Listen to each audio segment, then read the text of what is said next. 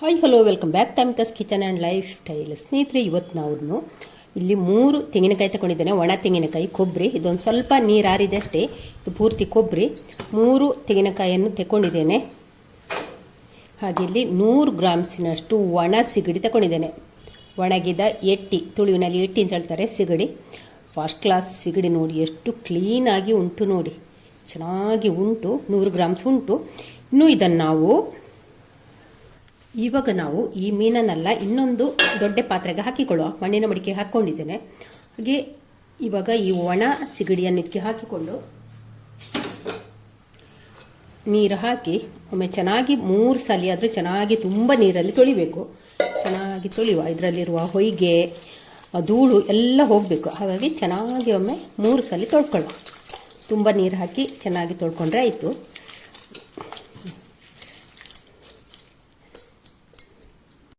ನೋಡಿ, ಹೀಗೆ ತೊಳೆದ ನಂತರ ಉಂಟಲ್ಲ, ಹೀಗೆ ಚೆನ್ನಾಗಿ ತೊಳೆದ ನಂತರ ಈ ಒಣ ಸಿಗಡಿ ಎಲ್ಲ ಮೇಲೆ ತೇಲ್ತದೆ. ಹಾಗೆ ಹೀಗೆ ತೆಗೆದು ಇನ್ನೊಂದು ಪಾತ್ರೆಗೆ ಹಾಕಬೇಕು.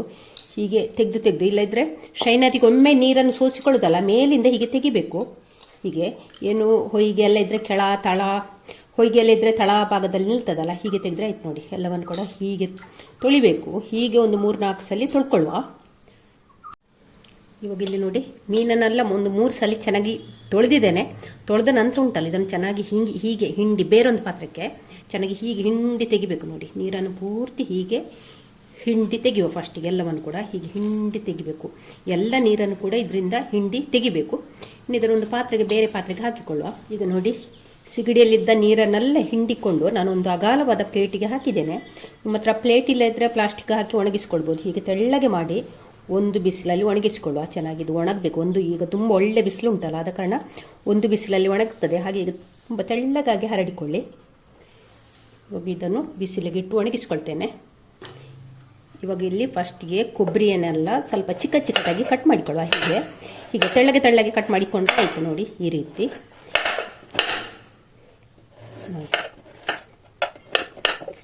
ಇಲ್ಲಿ ನೋಡಿ, ಕೊಬ್ಬರಿಯನ್ನೆಲ್ಲ ಕಟ್ ಮಾಡಿಕೊಂಡು ಆಯಿತು. ಹೀಗೆ ಸ್ಲೈಸ್ ಮಾಡಿಕೊಂಡಿದ್ದೇನೆ, ತೆಳ್ಳಗೆ ಮಾಡಿಕೊಂಡಿದ್ದೇನೆ. ನೋಡಿ, ಈ ರೀತಿ ಮಾಡಿಕೊಂಡಿದ್ದೇನೆ. ನೀವು ಮೆಟ್ಟುಕತ್ತಿಯಲ್ಲಿ ಮಾಡಿ, ತುಂಬ ಸುಲಭ ಆಗ್ತದೆ ಮಾಡಲಿಕ್ಕೆ. ಚಾಕುಗಿಂತಲೂ ಕೂತ್ಕೊಂಡು ಮೆಟ್ಟುಕತ್ತಿಯಲ್ಲಿ ಮಾಡಿದ್ರೆ ಉಂಟಲ್ಲ, ತುಂಬ ತೆಳ್ಳಗೆ ಬರ್ತದೆ. ಹಾಗೆ ಸುಲಭ ಕೂಡ ಆಗ್ತದೆ.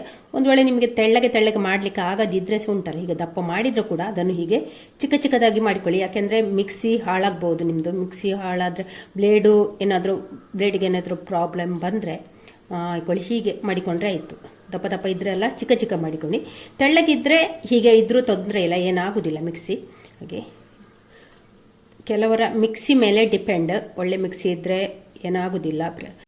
ಇಲ್ಲಿ ನೋಡಿ, ಮೀನನ್ನು ವಾಶ್ ಮಾಡಿ ಒಣಗಲಿಕ್ಕೆ ಹಾಕಿದ್ದೆ. ನೋಡಿ, ಚೆನ್ನಾಗಿ ಕ್ರಿಸ್ಪಿ ಆಗಿದೆ. ಒಂದು 3-4 ಗಂಟೆ ಬಿಸಿಲಲ್ಲಿ ಚೆನ್ನಾಗಿ ಒಣಗ್ತದೆ. ನೀವು ಒಣಗಲಿಕ್ಕೆ ಹಾಕುವಾಗ ಉಂಟಲ್ಲ, ಮೇಲಿಂದ ಒಂದು ಬಟ್ಟೆಯನ್ನು ಹಾಕಬೇಕು. ತುಂಬ ಲೈಟ್ ವೆಯ್ಟ್ ಇದು, ನೀರುಳ್ಳಿ ಸಿಪ್ಪೆ ಥರ ಗಾಳಿಗೆಲ್ಲ ಹಾರಿ ಹೋಗ್ಬೋದು. ನಂದು ಹಾಗೆ ಆಗಿದೆ. ಒಂದು ಸ್ವಲ್ಪ ಬೇರೆ ಒಂದು ಪ್ಲೇಟಲ್ಲಿಟ್ಟದ್ದು ಪೂರ್ತಿ ಹಾರಿ ಹೋಗಿದೆ. ಹಾಗೆ ಸ್ವಲ್ಪ ಕಡಿಮೆ ಆಗಿದೆ ನನಗೆ 100 ಗ್ರಾಮ್ಸಲ್ಲಿ. ನೀವು ವಾಶ್ ಮಾಡುವಾಗ ಮೇಲಿಂದ ಒಂದು ಬಟ್ಟೆ ಹಾಕಿಕೊಂಡ್ರೆ ಆಯಿತು. ನೋಡಿ, ಚೆನ್ನಾಗಿ ಒಣಗಿದೆ ಕೂಡ. 3-4 ಗಂಟೆ ಬಿಸಿಲಲ್ಲಿ ಚೆನ್ನಾಗಿ ಒಣಗ್ತದೆ. ಇನ್ನು ಇದನ್ನು ನಾವು ಇವಾಗ ಇಲ್ಲೊಂದು ಬಾಣಲಿಯನ್ನು ಕಾಯ್ಲಿಕ್ಕೆ ಇಟ್ಟಿದ್ದೇನೆ. ಬಾಣಲಿ ಚೆನ್ನಾಗಿ ಬಿಸಿಯಾಗಿದೆ. ಬಿಸಿಯಾದ ನಂತರ ಬಾಣಲಿ ಚೆನ್ನಾಗಿ ಬಿಸಿಯಾದ ನಂತರ ಉರಿಯನ್ನು ಸಿಮ್ಮಿಗೆ ಇಟ್ಟುಕೊಂಡಿದ್ದೇನೆ. ಸಿಮ್ಮಿಗೆ ಇಟ್ಟುಕೊಂಡ ನಂತರ ಹೀಗೆ ಕೈ ಬಿಡಾದ ಇದನ್ನು ಪೂರ್ತಿ ಹೀಗೆ ಫ್ರೈ ಮಾಡಿಕೊಂಡ್ರೆ ಆಯಿತು. ಉರಿ ಜಾಸ್ತಿ ಇಟ್ಕೊಳ್ಬೇಡಿ, ಮೀಡಿಯಂ ಫ್ಲೇಮ್ ಸಹ ಬೇಡ. ಸಿಮ್ಮಲ್ಲಿ ಇಟ್ಟುಕೊಂಡು ಹೀಗೆ ಫ್ರೈ ಮಾಡಿದರೆ ಆಯಿತು. ಬೇಗನೆ ಇದು ಫ್ರೈ ಆಗ್ತದೆ. ಅಂದರೆ ಸಿಮ್ಮಲ್ಲಿಟ್ಟು ಫ್ರೈ ಮಾಡಬೇಕಂದ್ರೆ ನಮಗೆ ಒಳಗೆ ಪೂರ್ತಿ ನಿಧಾನಕ್ಕೆ ಚೆನ್ನಾಗಿದ್ದು ಫ್ರೈ ಆಗಬೇಕು. ಇವಾಗ ನೋಡಿ, ಇದು ಫ್ರೈ ಆಯಿತು. ಸ್ಟವ್ ಆಫ್ ಮಾಡಿದ್ದೇನೆ. ಫಸ್ಟಿಗೆ ಬಾಣಲೆ ಚೆನ್ನಾಗಿ ಬಿಸಿಯಾಗಿರಬೇಕು. ಚೆನ್ನಾಗಿ ಒಳ್ಳೆ ಬಿಸಿಯಾದ ನಂತರ ಸಿಗಡಿಯನ್ನು ಹಾಕಿ ಬೆಂಕಿಯನ್ನು ಸಿಮ್ಮಿಗಿಟ್ಟ ನಂತರ ಒಂದು 3 ನಿಮಿಷ ಇದನ್ನು ಫ್ರೈ ಮಾಡಿದರೆ ಸಾಕು, ಫ್ರೈ ಆಗ್ತದೆ. ಹಾಗೆ ಮುಟ್ಟಿ ನೋಡಾಗ ಉಂಟಲ್ಲ, ತುಂಬ ಹೀಗೆ ನೋಡಿ, ಹೀಗೆ ಪುಡಿ ಆಗ್ತದೆ ನೋಡಿ. ಈ ರೀತಿ ಆಗ್ತದೆ ನೋಡಿ, ಹೀಗೆ ಆಗ್ತದೆ ನೋಡಿ. ಈ ರೀತಿ ಆದರೆ ಸಾಕು. ಸ್ಟವ್ ಆಫ್ ಮಾಡಿದ್ದೇನೆ. ಹಾಗೆ ಈ ಬಾಣಲೆಯ ಬಿಸಿಯಲ್ಲಿ ಒಂದು ಸ್ವಲ್ಪ ಹೊತ್ತು ಹೀಗೆ ಫ್ರೈ ಮಾಡಿಕೊಂಡಿರುವ. ಇವಾಗ ಇಲ್ಲಿ ಸಾಮಗ್ರಿಯನ್ನೆಲ್ಲ ಜೋಡಿಸಿ ಇಟ್ಕೊಂಡಿದ್ದೇನೆ. 3 ಕೊಬ್ಬರಿಯನ್ನು ಹೀಗೆ ಸ್ಲೈಸ್ ಮಾಡಿ ಇಟ್ಕೊಂಡಿದ್ದೇನೆ. ಹಾಗೆ ದೊಡ್ಡ ಗೆಡ್ಡೆ, ಒಂದು ಬೆಳ್ಳುಳ್ಳಿ, ಒಂದು 25 ಎಸಳಿರ್ಬೋದು. ಹಾಗೆ ಶುಂಠಿ ನೋಡಿ, ಇಲ್ಲಿ ಒಂದು 2 ಇಂಚಿನಷ್ಟು ಶುಂಠಿ ತಗೊಂಡಿದ್ದೇನೆ.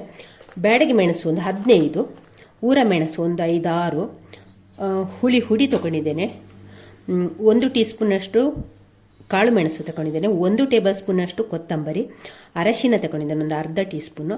ಹಾಗೆ ಉಪ್ಪು ಕೂಡ ತಗೊಂಡಿದ್ದೇನೆ. ಇನ್ನು ಹಾಗೆ 3 ಕಡ್ಡಿ ಕರಿಬೇವನ್ನು ಕೂಡ ತಗೊಂಡಿದ್ದೇನೆ. ಇನ್ನು ಇದನ್ನು ನಾವು ಇವಾಗ ಇದನ್ನೆಲ್ಲ ನಾವು ಫಸ್ಟಿಗೆ ಪೌಡ್ರ್ ಮಾಡಿಕೊಳ್ಬೇಕು, ಪುಡಿ ಮಾಡಿಕೊಳ್ಬೇಕು. ಹಾಗಾಗಿ ತೆಂಗಿನಕಾಯಿಯನ್ನು ಸ್ವಲ್ಪ ಹಾಕ್ತಾ ಇದ್ದೇನೆ. ಪೂರ್ತಿ ತೆಂಗಿನಕಾಯಿ ಒಮ್ಮೆಗೆ ಹಾಕಿಕೊಳ್ಳೋದು ಬೇಡ. ಅದ್ರ ತೆಂಗಿನಕಾಯಿ ಒಂದು ಸ್ವಲ್ಪ ಹಾಕಿದೆ, ಕೊಬ್ಬರಿ ಸ್ವಲ್ಪ ಹಾಕಿದೆ, ಅದ್ರ ಜೊತೆಲಿ ಒಂದು ಸ್ವಲ್ಪ ಬೆಳ್ಳುಳ್ಳಿಯನ್ನು ಕೂಡ ಹಾಕಿದೆ, ಹಾಗೆ ಶುಂಠಿ ಹಾಕಿದ್ದೇನೆ. ಹಾಗೆ ಎಲ್ಲ ಸಾಮಗ್ರಿಯನ್ನು ಕೂಡ ಒಂದು ಸ್ವಲ್ಪ ಸ್ವಲ್ಪ ಹಾಕಿಕೊಂಡು ರುಬ್ಬಿಕೊಳ್ಳುವ. ಫಸ್ಟಿಗೆ ಪೌಡ್ರ್ ಮಾಡಿಕೊಳ್ಳುವ. ಫಸ್ಟಿಗೆ ಈ ಬಾಣಲಿಗೆ ಒಂದು ಸ್ವಲ್ಪ ಎಣ್ಣೆ ಹಾಕಿಕೊಳ್ಳುವ. ಬಾಣಲೆ ತಳ ಕಚ್ಚಿಕೊಳ್ಳದ ಹಾಗೆ ಸ್ವಲ್ಪ ಎಣ್ಣೆ ಹಾಕಿದ್ದೇನೆ, ಕೊಬ್ಬರಿ ಎಣ್ಣೆ. ನೋಡಿ ಪೌಡ್ರ್ ಮಾಡಿ ಇಟ್ಟುಕೊಂಡಂಥ ಮಸಾಲೆಯನ್ನೆಲ್ಲ ಇದಕ್ಕೆ ಹಾಕಿಕೊಳ್ತಾ ಇದ್ದೇನೆ. ನೋಡಿ ಹೀಗೆ ನಯವಾಗಿ ಪೌಡ್ರ್ ಮಾಡಿಕೊಂಡಿದ್ದೇನೆ. ತುಂಬ ನಯ ಬೇಡ, ಸ್ವಲ್ಪ ತರಿ ಇದ್ರೂ ಪರವಾಗಿಲ್ಲ. ಒಂದು ಸಲಕ್ಕೆ ಇಷ್ಟನ್ನು ನಾನು ಪೌಡ್ರ್ ಮಾಡಿಕೊಂಡಿದ್ದೇನೆ. ಇನ್ನು ಉಳಿದ ಸಾಮಗ್ರಿಯನ್ನೆಲ್ಲ ಸೇರಿಸಿಕೊಂಡು ಇದೇ ರೀತಿ ಪೌಡ್ರ್ ಮಾಡಿಕೊಳ್ಳುವ.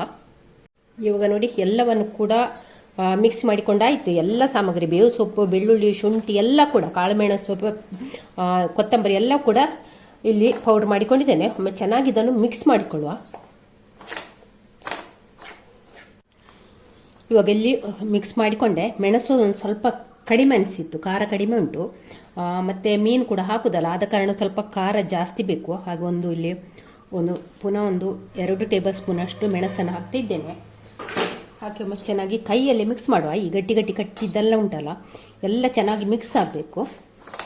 ನೋಡಿ ಇಲ್ಲಿ ಪೂರ್ತಿ ಚೆನ್ನಾಗಿ ಕಲಸಿಕೊಂಡಾಯಿತು. ಖಾರ ಒಂದು ಸ್ವಲ್ಪ ಜಾಸ್ತಿಯೇ ಬೇಕು, ಮೀನೆಲ್ಲ ಹಾಕುವ ಕಾರಣ. ಹಾಗೆ ಟೇಸ್ಟ್ ನೋಡಿಕೊಳ್ಳಿ. ಈ ಹೊತ್ತಿಗೆ ಉಪ್ಪು ಹುಳಿ ಖಾರ ಎಲ್ಲ ಕರೆಕ್ಟ್ ಉಂಟಾ ನೋಡಿಕೊಳ್ಳಿ. ಒಂದು ವೇಳೆ ಖಾರ ಕಡಿಮೆ ಆದರೆ ರೆಡ್ ಚಿಲ್ಲಿ ಪೌಡ್ರನ್ನು ಹಾಕಿಕೊಳ್ಬೋದು. ಹಾಗೆ ನೋಡಿ, ಇನ್ನು ಇದನ್ನು ನಾವು ಇಲ್ಲಿ ಒಂದು ದೊಡ್ಡದಾದ ಬಾಣಲಿ ಇಟ್ಟಿದ್ದೇನೆ. ಅದಕ್ಕೀಗ ಸಾಸಿವೆ ಹಾಕಿಕೊಳ್ಳುವ. 2 ಟೀ ಸ್ಪೂನ್ ಅಷ್ಟು ಸಾಸಿವೆ ಹಾಕಿಕೊಳ್ಳುವ. ಇಲ್ಲಿ ಸಾಸಿವೆ ನೋಡಿ ಚಟಪಟ ಅಂತ ಹೇಳ್ತಾ ಉಂಟು. ಪೂರ್ತಿ ಸಾಸಿವೆ ಇಲ್ಲಿ ನಮಗೆ ಸಿಡಿಬೇಕು. ನೋಡಿ ಸಾಸಿವೆ ಪೂರ್ತಿ ಸಿಡಿದಾಯಿತು. ಇವಾಗ ಇದು ಬಾಣಲೆ ಸಣ್ಣದಾಯಿತು ಅಂತ ನಾನೀಗ ದೊಡ್ಡ ಬಾಣಲೆಗೆ ಹಾಕ್ತಿದ್ದೇನೆ. ಸ್ವಲ್ಪ ದೊಡ್ಡದಾದ ಪಾತ್ರೆ ಬಾಣಲೆ ಇಟ್ಟುಕೊಂಡೆ ನಾವು ಇಲ್ಲಿ ಫ್ರೈ ಮಾಡೋದು ಒಳ್ಳೆಯದು. ಹಾಗೆ ಬೆಂಕಿಯನ್ನು ಸಿಮ್ಮಿಗೆ ಇಟ್ಟುಕೊಂಡಿದ್ದೇನೆ. ಒಮ್ಮೆ ಚೆನ್ನಾಗಿ ಮಿಕ್ಸ್ ಮಾಡುವ. ಈಗ ಉರಿಯನ್ನು ಸ್ವಲ್ಪ ಮೀಡಿಯಂ ಫ್ಲೇಮಿಗೆ ಹಾಕಿದ್ದೇನೆ. ಒಂದು ಸ್ವಲ್ಪ ಬೆಚ್ಚಗಾದ ನಂತರ ಸಿಮ್ಮಿಗೆ ಹಾಕಿ ಇದನ್ನು ಫ್ರೈ ಮಾಡಿದರೆ ಆಯಿತು. ಹೀಗೆ ಕೈ ಬಿಡದೆ ಫ್ರೈ ಮಾಡ್ತಾನೆ ಇರಬೇಕು. ಇದು ನಮಗೆ ಕ್ರಿಸ್ಪಿ ಆಗಬೇಕು. ಈ ತೆಂಗಿನಕಾಯಿ ಉಂಟಲ್ಲ, ತೆಂಗಿನಕಾಯಿಗೆ ಬೆಳ್ಳುಳ್ಳಿ ಶುಂಠಿ ಎಲ್ಲ ತಾಗಿ ಒಂದು ಸ್ವಲ್ಪ ಚಂಡಿಯಾಗಿದೆ ನೋಡಿ. ಇದು ಪೂರ್ತಿ ಇನ್ನೂ ಡ್ರೈ ಆಗಬೇಕು, ಕ್ರಿಸ್ಪಿ ಆಗಬೇಕು. ಅಷ್ಟರ ತನಕ ನಾವು ಇದು ಫ್ರೈ ಮಾಡಿದರೆ ಆಯಿತು.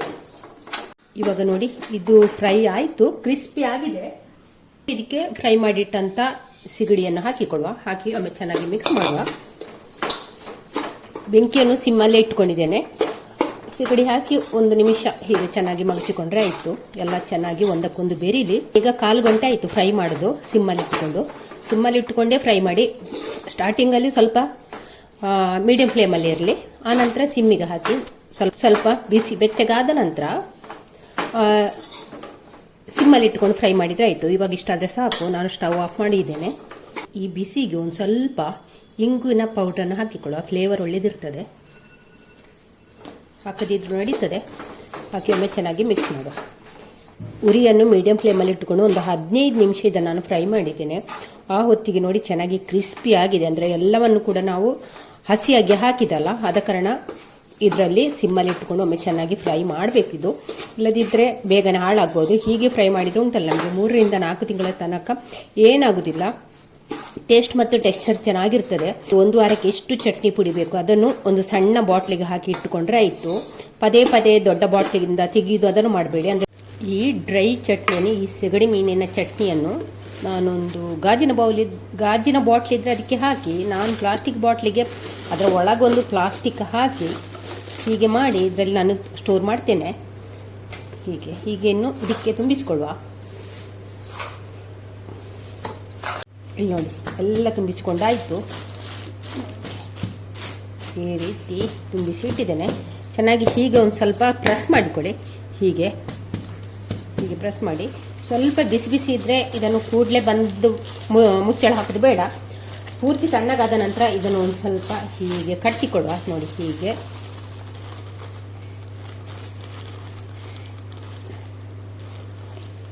ಹೀಗೆ ಇಲ್ಲಿ ಒಂದು ಗಂಟು ಹಾಕಿಕೊಳ್ಬೋದು. ಹೀಗೆ ಮಾಡಿಕೊಳ್ಬೇಕು ನೋಡಿ. ಹೀಗೆ ಮಾಡಿ ಹೀಗೆ ಇಲ್ಲಿ ಟೈಟ್ ಕಟ್ಟಿದ ನಂತರ ಮುಚ್ಚಳ ಹಾಕಿ ಇಟ್ಟರೆ ಉಂಟಲ್ಲ, ನಿಮಗೆ 3 ರಿಂದ 6 ತಿಂಗಳ ತನಕ ಏನಾಗೋದಿಲ್ಲ. 3 ತಿಂಗಳಂತೂ ನಿಮ್ಮ ಟೇಸ್ಟ್ ಮತ್ತು ಟೆಕ್ಸ್ಚರ್ ಏನು ಕೂಡ ಕಡಿಮೆ ಆಗೋದಿಲ್ಲ, ನಾನು ಗ್ಯಾರಂಟಿ ನಿಮಗೆ ಕೊಡ್ತೇನೆ ನೋಡಿ. ಹಾಗೆ ಒಳ್ಳೆ ಹದವಾದ ಉರಿಯಲ್ಲಿ ಹುರಿದು ಮಾಡಿದಂಥ ಒಣ ಮೀನಿನ ಸಿಗಡಿ ಮೀನಿನ ಚಟ್ನಿ, ಡ್ರೈ ಚಟ್ನಿ ನೋಡಿ. ಹಾಗೆ ಈ ವಿಡಿಯೋ ಇಷ್ಟ ಆದ ಲೈಕ್, ಶೇರ್, ಕಮೆಂಟ್ ಮಾಡಿ. ಚಾನಲ್ಗೆ ಯಾರಾದರೂ ಹೊಸಬ್ರು ಇದ್ದರೆ ಪ್ಲೀಸ್ ಸಬ್ಸ್ಕ್ರೈಬ್ ಮಾಡಿಕೊಂಡು ಚಾನಲನ್ನು ನೋಡಿ. ನಾಳಿನ ಹೊಸ ಬ್ಲಾಗ್ ಅಥವಾ ರೆಸಿಪಿಯೊಂದಿಗೆ ಸಿಗೋಣ. ಅಲ್ಲಿವರೆಗೆ take care, bye bye. Thank you ಸ್ನೇಹಿತರೆ.